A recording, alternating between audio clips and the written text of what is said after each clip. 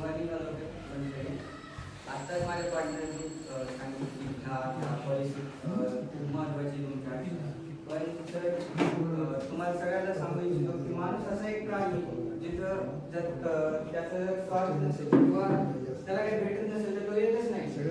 तर मी तुम्हाला तेच सांगणार आहे की लाईफ इन्शुरन्स का गरजेचं आहे. पहिलं फायनान्शियल प्रोटेक्शन.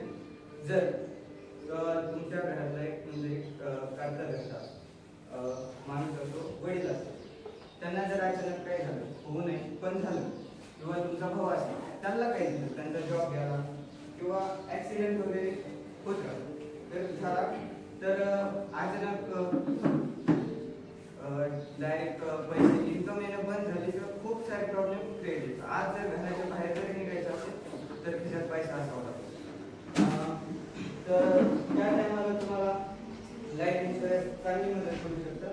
नंतर income replacement. Safety need to replace lost earning. तेच आहे, जर तुमचा जॉब गेला तर अचानक डायरेक्ट रस्त्यावर न येता तुम्ही पॉलिसी इन्शुरन्स करून काही पैसे तुम्हाला भेटतात, त्याच्यातून काही दिवस तुमचा गुजारा होऊ शकतो. त्याच्यानंतर टॅक्स बेनिफिट. आजकाल तुम्ही जर पेन जरी घेतला ना, साधा पेन, पेन्सिल, खोडरबर, त्याच्यावर सुद्धा सरकार टॅक्स लावतं. पण लाईफ इन्शुरन्स अशी एक गोष्ट आहे ज्याच्यावर तुम्हाला काहीच टॅक्स लागत नाही, तर ते भरायला काही तुम्हाला हरकत नाही. आणि लाईफ इन्शुरन्स करून जे तुम्हाला काही पैसे भेटणार आहे ते सगळेचे सगळे तुमच्या खिशात येणार, नाही की सरकारच्या खिशात जाणार. Wealth and saving. Long term saving and wealth creation. तुम्ही लाईफ इन्शुरन्सच्या माध्यमातून तुमच्या पुढील फ्युचरसाठी पैसे पण ही करू शकता, की सेव्हिंग करू शकता. पुढचं तुम्हाला काही जर बिझनेस वगैरे, तुम्ही जर जॉबमधून रिटायरमेंट झाली तर तुम्ही त्याच्यातून जे पैसे येणार आहेत त्याच्यातून तुम्ही काहीतरी नवीन स्टार्टअप करू शकता. So coverage for illness. आणि तुम्हाला जर माहितीच आहे की जे आता ते रोग आहे जे असते, कॅन्सर सारखे रोग असतात, त्यासाठी खूप सारे पैसे लागतात. जे इलनेस असतो तर तुम्ही जर जेव्हा पैसे भरता त्यांना तेव्हा ते तुम्हाला कर्जासकट वापस भेटतात. काही सरांनी सांगितले की काही अशा आहेत जर तुम्ही पैसे भरले तर ते तुम्हाला तुम्ही जिवंत जरी राहिले तरी पण ते तुम्हाला भेटू शकतात. आणि ते कर्जासकट म्हणजे जे तुम्ही पैसे भरणार आणि आज जर भरले तर ते फिक्स झाले आणि त्याचं कर्ज तुम्हाला भेटून जाईल. कर्ज म्हणजे व्याज भेटून जाईल. बघूया दुसरी. Others type of insurance. Accident insurance. सगळ्यात जास्त आता ॲज पर माय नॉलेज ही समृद्धी महामार्गावर खूप सारे ॲक्सिडेंट. तर तेव्हा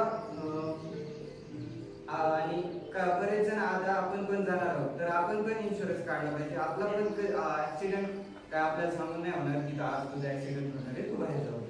तर मला असं वाटतं की सगळ्यांनी काढून ठेवलं पाहिजे ॲक्सिडेंट इन्शुरन्स. नंतर मेडिकल इन्शुरन्स. मी आता सांगितलं जे कॅन्सर सारखे रोग आहेत, जे ब्रेन ट्यूमर, अजून खूप सारे ब्रेनच्या रिलेटेड किंवा इंटरनल ऑर्गन जे असतात त्या रोगांसाठी खूप खर्च लागतो आणि तो लाखांनी जातो. आणि काही जणांचं असते की ते पूर्ण खर्च अचानक तर नाही घेऊ शकत आणि सगळे रोगराई जर अचानकच येतात आणि आपण पैसे अचानक कुठूनच डायरेक्टली करू शकत. एक तर कर्ज किंवा दिस इज द बेस्ट काय वे टू जर तुम्हाला पैसे हवे असतील. परत general insurance. Property, vehicle and liability protection.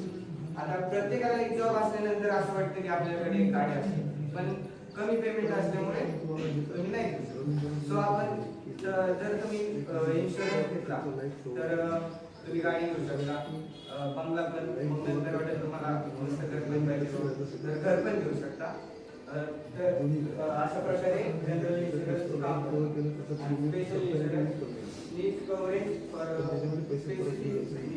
तुम्हाला माहिती का की ज्या मोठमोठ्या नटनट्या असतात त्यांच्या नखांचा सुद्धा इन्शुरन्स क्लेम केला जातो. नख हे सौंदर्याचं प्रतीक आहे आणि ते जर मोडलं, ते जरी त्यांच्याकडून मोडलं तरी ते इन्शुरन्स कंपनी त्याचे रिफंड देऊ शकते तुम्हाला.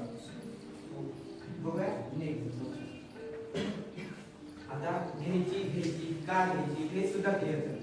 पण कंपनी कोणत्या असतात, कुठे आपली सेफ्टी असते, म्हणजे सेफ्टी जास्त असते, जेणेकरून आपल्याला माहिती की आपण जर ह्या कंपनीत आपला इन्शुरन्स क्लेम केला तर आपल्याला 100% आपण गेल्यानंतर किंवा आपण राहिल्यानंतर आपल्याला पैसे भेटू शकतात. तर असं पण काहीतरी विश्वासाच्या कंपनी आहे. तिथं एक आहे LIC मध्ये 68.58% मार्केट शेअर, म्हणजे लोकांनी तेवढा इंटरेस्ट दाखवलाय आणि त्यांनी हे 2000 म्हणजे आता जे झालं 2024-25 त्या इयर मधले त्यांनी एवढे क्लेम केलेत आणि तेवढे दिलेत आणि त्यांच्यावर त्या कंपनीवर तेवढा विश्वास आहे लोकांना. नंतर त्याच्यानंतर यांचे इतकं प्रॉफिट बघितल्यानंतर बाकीचे पण नंतर त्या आता आले यांचा रेट तुम्ही जर एखाद्याला प्रश्न पडला असेल की यांचा रेट एवढा जास्त काय आणि यांचा कमी काय, सो मी सांगू इच्छितो.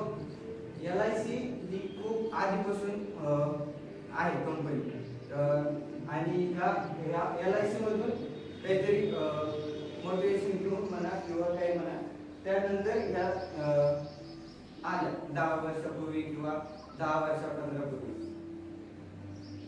त्याच्यामध्ये SBI आहे, त्यांचा मार्केट शेअर 10.77%, HDFC लाईफ त्यांचा मार्केट शेअर 10.22% आणि ICICI त्यांचा पण 6.83 मार्केट शेअर. थँक्यू फॉर आणि याच्या